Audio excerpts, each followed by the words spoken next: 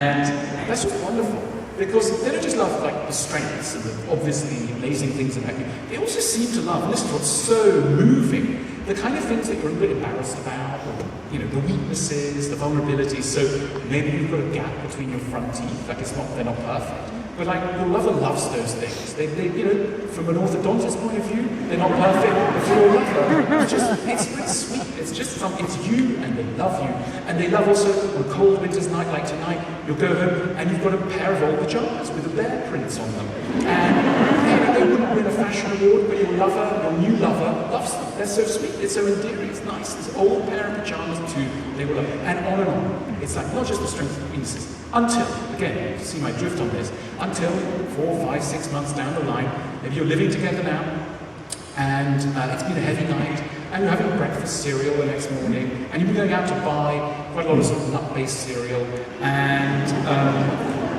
granola, like I think, and you're sitting with your partner, and they're eating, and you're eating, and listening, and you go, look, can you just shut up? You're eating like a cow.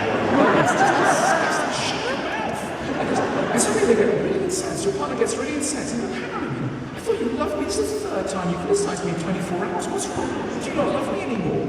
And suddenly you're in that thing where, and you go something like, look, I do love you, but I have to point things out. And they go, well, no one's ever pointed this out before. You want to go, yeah, because they didn't care about it.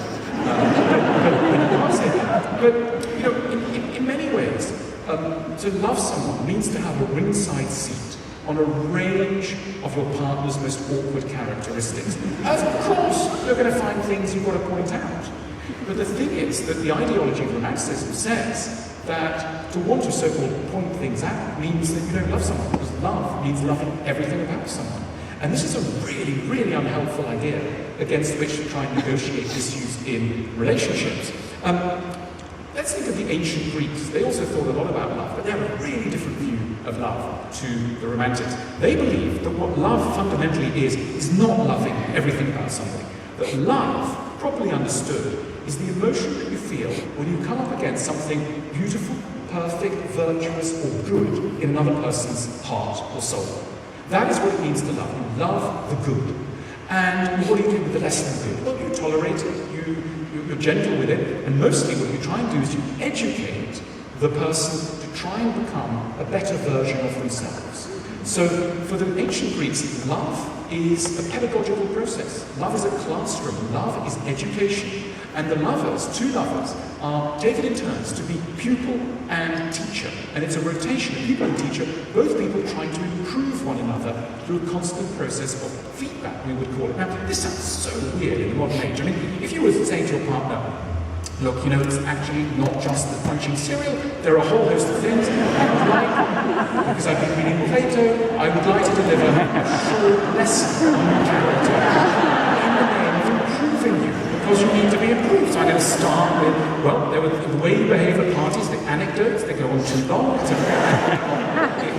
Now, this will seem utterly offensive, and it seems contrary to love. Now, the thing is that if you look at many arguments between couples, they are broadly attempts by one person or another, or both at the same time, to try and teach each other things. They are, when they go wrong, failed teaching moments. We do have our own pedagogical aspirations, but we make a total hash of it. And we broadly make a total hash of it because Romanticism it whispers in our ears that it's totally illegitimate to be doing the teaching, that we shouldn't be trying to teach if we're trying to be the good lovers. But how can we become better teachers? What does it take to be a good teacher? Well, think about how, what a good sort of high school teacher is like. A good high school teacher is a relaxed person. It's really important when you're teaching to feel relaxed. When you feel relaxed, in a way, you're relaxed because you don't care too much about the outcome of your lesson. Yes, if the kids learn trigonometry, fantastic, but if they don't, if they slightly flunk it, next year there'll be another cohort, it doesn't matter, on you go. So you're kind of light, you have a certain kind of lightness to it, and that lightness is really important to getting your message across. Not caring too much, really good way of teaching. The problem is, in Love's classroom finds us near hysteria. We are so anxious, we've so lost calm, and the reason is, the background, terrifying thought is as we're trying to deliver our lesson to our bovine serial companion or whatever.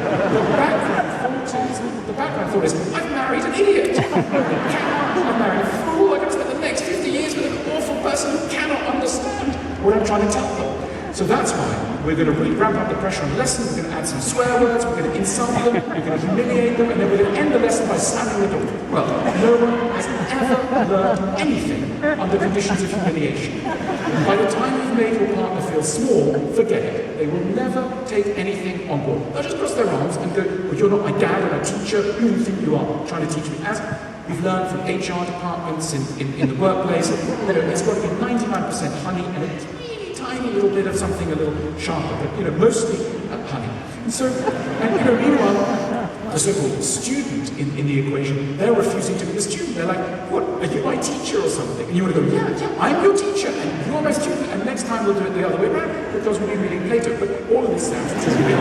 So instead of this beautiful idea of progressing and trying to help each other to become the best versions of ourselves, instead what we have is a sclerotic moment when the relationship freezes over, and basically people give up trying to teach each other things, and you get that horrible cycle of nagging and shirking. Now think about nagging. Nagging is the opposite of teaching, though it has some of the same goals.